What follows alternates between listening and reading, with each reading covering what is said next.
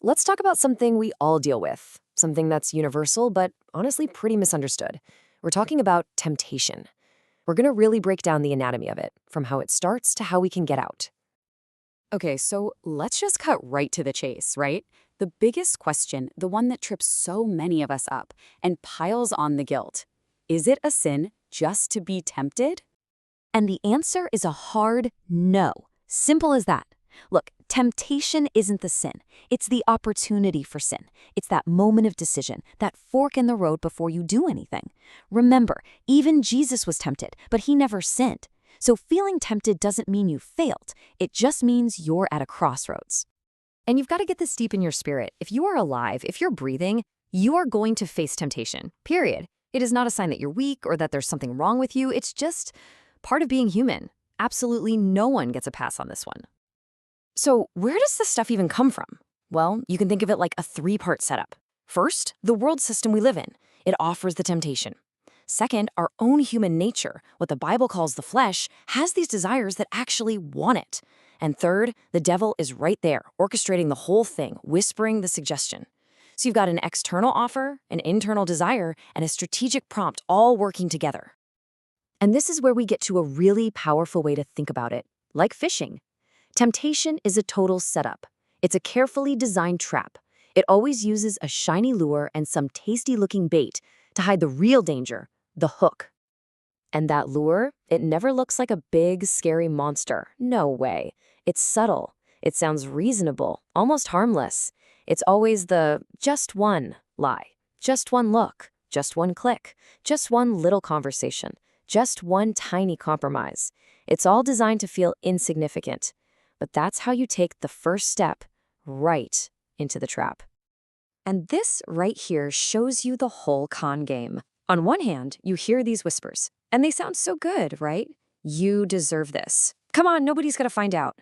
But that's just the bait. The trap's real purpose? To catch you, to control you, and ultimately to kill your joy, your peace, and your purpose. And here's the kicker. This is not a one-size-fits-all kind of thing. The bait is custom fit, just for you. The enemy actually studies you. He learns your weaknesses, your secret longings, your specific desires. See, you don't get tempted by stuff you hate. You get tempted by what a part of you secretly wants. And this is the key to the whole operation. That external lure, it's actually powerless until an accomplice on the inside, our own desire, gets involved. It's our own desire that gets drawn out, that gets enticed, and that reaches out and sets the hook. The bait is out there, but our own heart is what pulls the trigger. Okay, so that's the anatomy of the trap. It sounds pretty bad, right? It's cunning, it's personal, it's powerful.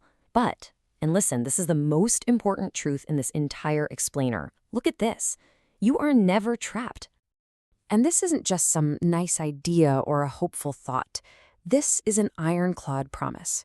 With every single temptation, it doesn't matter how big or how intense, God provides a way out. He is faithful. The temptation is real, absolutely, but the exit is just as real. There is always a door. So what does this way of escape actually look like? Well, it's not always a lightning bolt from the sky. Sometimes it's a verse you suddenly remember, or a friend calling you at just the right second. Maybe it's that check in your spirit, that feeling in your gut that says, don't do this. It can even be a literal physical door you can walk through to get out of the situation. But here's the catch. You have to act fast, because temptation is on a clock. The longer you hang around, the longer you stare at the bait and think about it, the louder its voice gets and the weaker your own resolve becomes. Hesitation is your enemy here. You have to take that exit right away. So knowing the trap and the escape route is one thing. But how do you actually respond in the heat of the moment?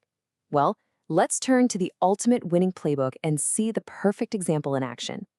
In the wilderness, it was simple. It was direct. 3 attacks from Satan. 3 immediate, powerful responses from Jesus. Let's look at what he did, or more importantly, what he said. The first temptation comes, and notice the response. There's no debate, there's no negotiation, just a direct, powerful declaration of truth. It is written. The second attack comes, hits from a different angle, but the defense? It's exactly the same. Consistent, unwavering. He stands on the truth. Again, it is written. And a third time, same thing. The strategy couldn't be clearer. You confront the lie with unchanging truth. He didn't reason with it. He rebuked it with scripture. And that is the model for us. So the crucial lesson here, the actionable takeaway from this whole thing is this. You don't flirt with temptation. You don't entertain it. You don't analyze it. You don't see how close you can get to the edge without falling. You flee. You run. You take the escape route God gives you, and you don't look back. So in the end, this is what it all comes down to. The trap is always set, yeah, but the escape hatch is always there. The power and the responsibility, it's in your hands. The door is always open. So the only question left is, will you take it?